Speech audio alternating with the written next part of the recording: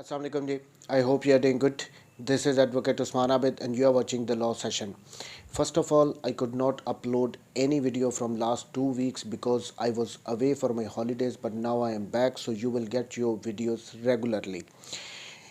Today we will discuss the revised syllabus of civil judges exam. Lahore high court ने 4 जनवरी को revise syllabus दे दिया है civil जजेस के एग्ज़ाम का।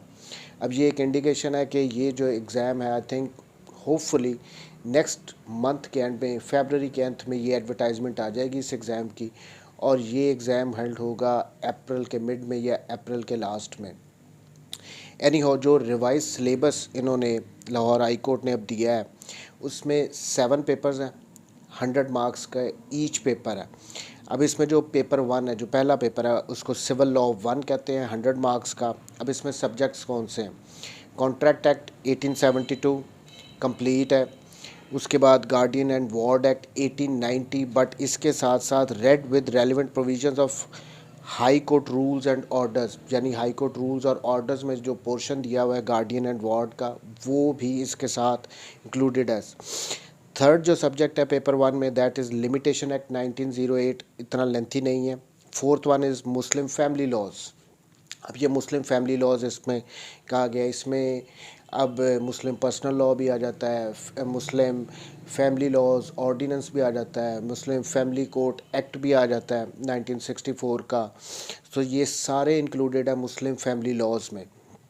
और जो फिफ्थ वन लास्ट सब्जेक्ट है पेपर 1 का, वो है पंजाब रेंटेड प्रेमिसेस एक्ट 2009।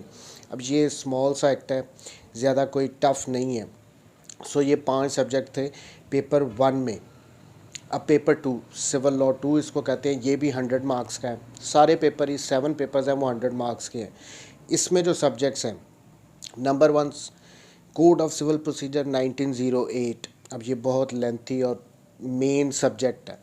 उसके बाद कोर्ट फ़ी एक्ट 1870, ये शॉर्ट सा सब्जेक्ट है, इतना लेंथी नहीं है। स्पेसिफिक रिलीफ एक्ट बहुत टेक्निकल है। उसके बाद fourth one Punjab land revenue act 1967, plus इसके साथ जो फिफ्थ वन सब्जेक्ट है वो the west Pakistan land revenue rules 1968 के जो हैं, ये भी इंक्लूडेड हैं। सो सिविल लॉ 2 में भी 5 ही सब्जेक्ट हैं। ये थोड़ा से इसमें टफ सब्जेक्ट है सिविल लॉ 2 में।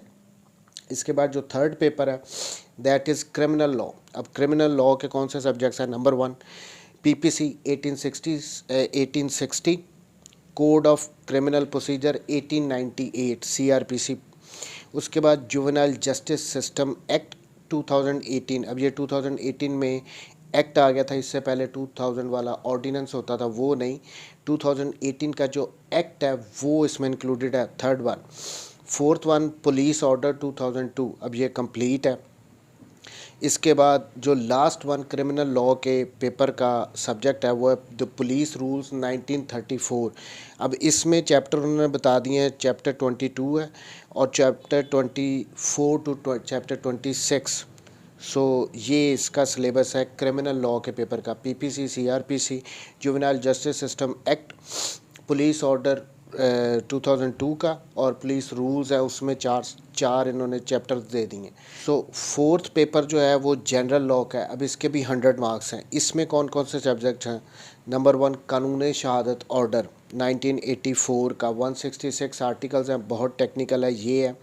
उसके बाद rules and orders of Lahore high court Lahore volume 1 to 4। अब इसमें पहले एडिशनल सेशन जज के एग्ज़ाम में जो होते थे high court rules and orders, वो इन्होंने इसमें भी कर दिया। 1 to 4 कंप्लीट हैं, ये 1 to 4 पूरे वॉल्यूम्स इन्होंने डाल दिए। थर्ड वन जो जनरल लॉ का पेपर है उसमें कॉन्स्टिट्यूशन ऑफ पाकिस्तान 1973 का, और लास्ट सब्जेक्ट जो है इसमें the Punjab civil court ordinance 1962। अब ये बहुत शॉर्ट सा ऑर्डिनेंस है पंजाब सिविल कोर्ट्स ऑर्डिनेंस का। सो ये था पेपर 4 जनरल लॉ। अब सो लॉ के 4 पेपर हैं, इसमें 100 मार्क्स का ईच। अब इसके बाद पेपर 5 आ जाता है इंग्लिश का, ये भी 100 मार्क्स का है। इसमें number 1 the English composition with transition and grammar. उसके बाद प्रेसिज एंड कंप्रीहेंशन वो आएगी, और इंग्लिश ऐसे आएगा। अब इसमें ये नहीं बताया कि ऐसे कितने मार्क्स का है। ये इन्होंने टोटली 100 मार्क्स का अगर कर दिया तो अब डिवीज़न तो इस दफ़ा क्योंकि ये न्यू सिलेबस है तो उसमें पता लगेगा कितने मार्क्स का इन्होंने इसमें ऐसे दे दिया। लिटरेचर नहीं है इंग्लिश के पेपर में। पेपर 6 उर्दू, फिर 100 मार्क्स का पेपर है। Uses of English legal terms in Urdu, जो लीगल टर्म्स होती हैं उनको उर्दू में बताना होगा। Next thing Urdu composition and grammar आ गई। उसके बाद कंप्रीहेंशन और उर्दू ऐसे। अब इसमें भी डिवीज़न नहीं बताई गई कि ये ऐसे कितने मार्क्स का आएगा। एनी 100 मार्क्स का ये भी पेपर है। लिटरेचर उर्दू का भी नहीं इंक्लूड किया गया। और last paper, paper number 7 general knowledge का। अब ये भी 100 मार्क्स का। ये पेपर बहुत टफ सा होता है। अब इसमें एवरीडे साइंस है, उसके बाद जनरल नॉलेज है, फिर पाकिस्तान अफेयर्स आ गए, इस्लामियत फॉर मुस्लिम्स, और जो नॉन मुस्लिम्स होंगे उनके लिए एथिक्स का सब्जेक्ट है। सो ये 4 सब्जेक्ट हैं जनरल नॉलेज में इन्होंने डाले। Everyday science, general knowledge, Pakistan affairs, Islamiat for Muslims and ethics for non Muslims. तो ये थे 7 पेपर्स जो सिलेबस नया दिया गया है सिविल जजेस के एग्ज़ाम के लिए। इसमें इन्होंने इसके साथ ही जो लॉ के अलावा जो सब्जेक्ट्स हैं उर्दू, इंग्लिश और जनरल नॉलेज, उनके लिए कुछ रेकमेंड भी की हैं रीडिंग्स। अब जो पेपर 5 है इंग्लिश का, उसके लिए इन्होंने 6 बुक्स जो हैं वो रिकमेंड की हैं। उर्दू के पेपर के लिए 2 ही बुक्स इन्होंने रिकमेंड की है, ज़िंदगी चौधरी अफजल हक और बरगे नए नासिर काज़मी साहब की। ये 2 बुक्स इन्होंने रिकमेंड की हैं। और जो जनरल नॉलेज का पेपर है उसके लिए इन्होंने 10 बुक्स रिकमेंड की हैं कि वो आप पढ़ें। So this was all the syllabus of civil जजेस एग्ज़ाम। अब इसकी जो एडवर्टाइजमेंट मैंने पहले ही कहा कि वो फरवरी के एंड में होपफुली आ जाएगी और ये एग्ज़ाम अप्रैल में होगा। सो अब टाइम बहुत शॉर्ट रह गया है। जिन लोगों ने तो इसकी, अब ये एग्ज़ाम का सिलेबस देख के एक बात तो बड़ी क्लियर कट हो जाती है कि ये कोई महीने 2 महीने की तैयारी वाला एग्ज़ाम नहीं है। इसमें ज़्यादातर स्टूडेंट्स के फेल होने की वजह भी यही है। अगर आप पास्ट रिज़ल्ट्स निकाल के देख लें तो पासिंग रेशो बहुत कम है। उसकी रीज़न कि जब एडवर्टाइजमेंट आती है अप्लाई कर देते हैं स्टूडेंट्स और उस दिन से तैयारी शुरू कर देते हैं जब 2 महीने का टाइम होता है।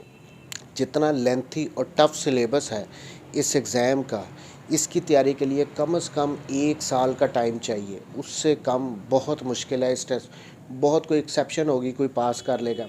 हमारे यहाँ एक और प्रॉब्लम भी है ना कि जो हम लॉ में पढ़ते हैं, लॉ कॉलेजेस में, यूनिवर्सिटीज़ में जो हम पढ़ते हैं वो हमने स्पेसिफिक कुछ क्वेश्चंस किए होते हैं। 7 सवाल कर लो, 10 सवाल कर लो, पेपर पास हो जाएगा। लेकिन ये एग्ज़ाम वैसा नहीं है। इस एग्ज़ाम में वो कहीं से भी पूछ सकता है आपसे। पूरे पूरे सब्जेक्ट्स दिए गए हैं और इसीलिए मैं हमेशा से कहता हूँ कि बेयर एक्ट को पढ़ो, इन डेप्थ नॉलेज लॉ का लो, आप एक एक सेक्शन को पढ़ो। अब इसमें वो कहाँ से पूछ लेगा क्वेश्चन, कुछ नहीं हम कह सकते। सो एनी हाउ, अब टाइम बहुत शॉर्ट है but still there are 4 months जिन्होंने तैयारी कर रहे हैं शुरू से 5-6 महीने जो लगा चुके हैं। अब उनको अपना काम स्पीड अप करना पड़ जाएगा।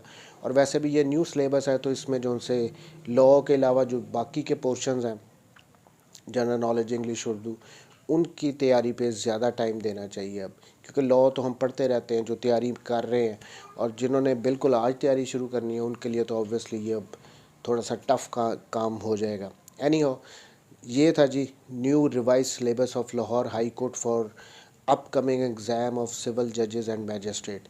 थैंक यू वेरी मच जी। Take care. अल्लाह।